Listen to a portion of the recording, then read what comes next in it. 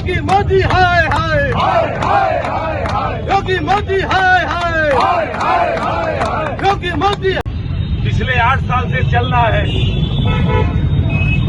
जो गौतम अडानी $8 बिलियन के साथ 2013 में 609 नंबर का उद्योगपति था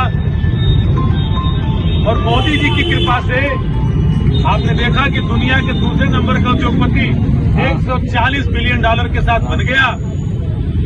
और अमेरिका की एक कर्म नहीं तो डूब मरो, डूब मरो, डूब मरो।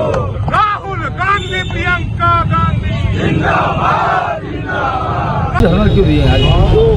देखिए, इस समय देश बहुत ही ज़्यादा आर्थिक संकट से गुजर रहा है और जो देश के एक्चुअल हालात हैं वो मीडिया में, प्रिंट मीडिया में, इलेक्ट्रॉनिक मीडिया में आ नहीं पा रहे हैं। अभी दुनिया में बीबीसी ने और हिडेनबर्ग ने जो अपनी रिपोर्ट दी है, उस रिपोर्ट के बाद से अडानी जी का शेयर पूरी तरह गिर गया है।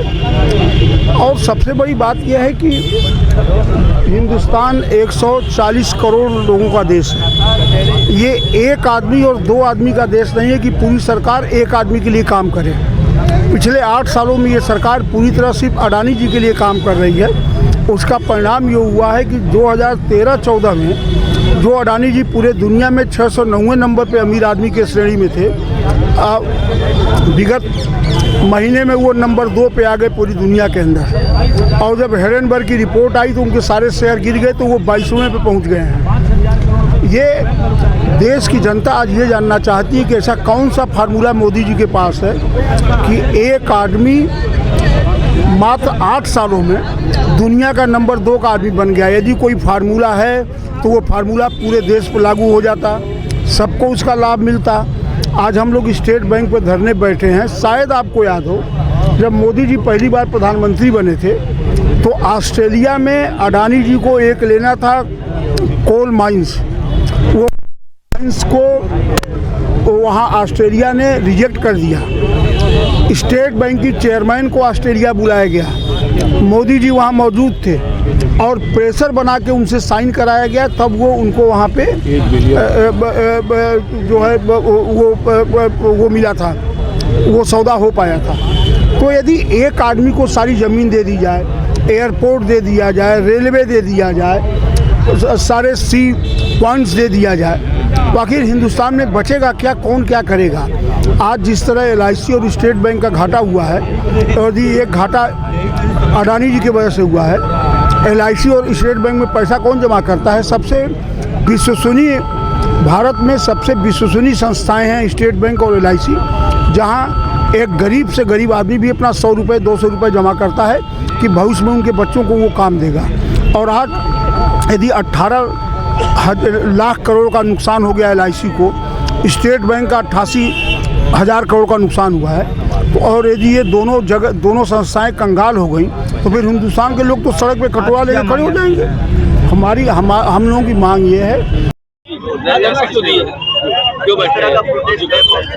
पूरे देश के अंदर ये प्रोटेस्ट किया जा रहा है और मैं समझता हूँ कि ये जिस तरीके से मोदी और अडानी का जो चोली दामन का साथ है उसको कांग्रेस पूरी तरीके से एक्सपोज कर दी।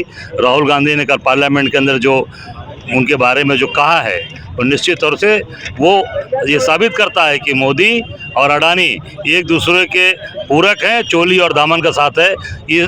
और ये पूरी तरीके से इससे पूरा देश बर्बाद हो रहा है। सारी चीज़ों को एकाधिकार अडानी के हाथ में मोदी जी दे रहे हैं। इसके विरोध में कांग्रेस पार्टी पूरे देश के अंदर ये प्रोटेस्ट कर रही है, धरना प्रदर्शन कर रही है।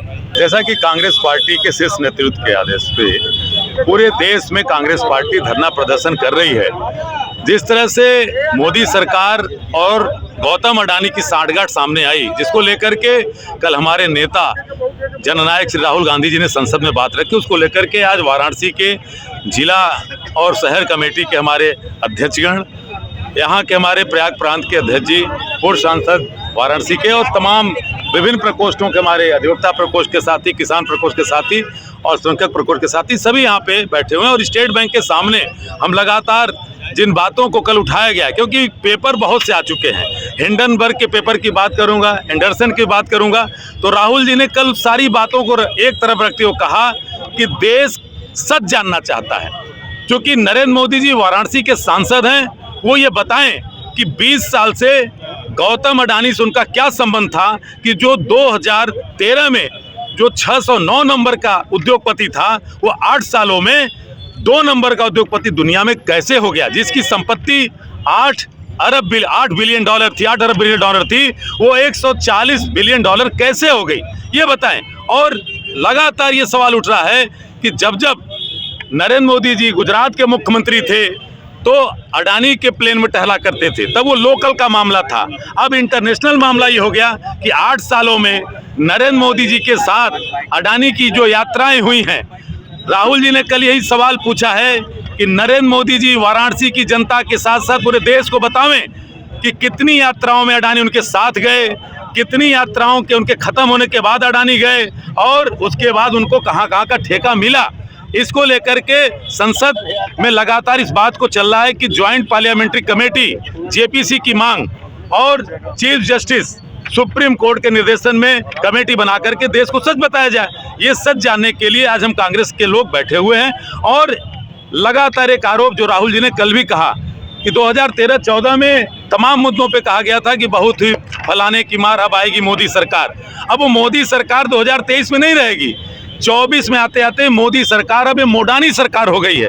इसका जीता जागता उदाहरण एक है कि अभी 2022 जून में किस तरह की सांठगांठ है अडानी के साथ कि उन्होंने कहा कि हम 50 billion dollar green hydrogen energy पे खर्चा करेंगे, और सीतारमण जी ने उसको सुनते हुए अभी जो वित्त बजट पेश किया उसमें 19,700 करोड़ रुपए का उन्होंने ग्रीन हाइड्रोजन पावर का उस पर दे दिया। तो किसका इस पे कब्जा होगा?